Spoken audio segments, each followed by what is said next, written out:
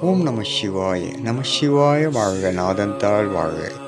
காஞ்சி மாநகரில் கூத்தவாக்கம் கிராமம் எனும் இடத்தில் திரு சிற்றம்பலநாதர் சிவ ஆலயம் சிதலம் அடையப்பட்டிருந்ததை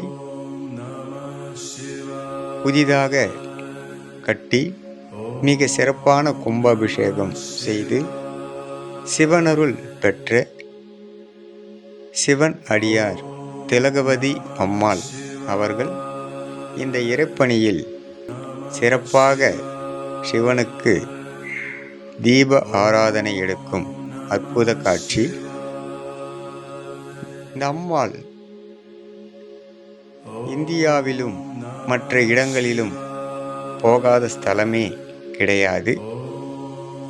சிவனருள் பெற்ற இந்த அம்மாவுக்கு நமசிவாய வாழ்க.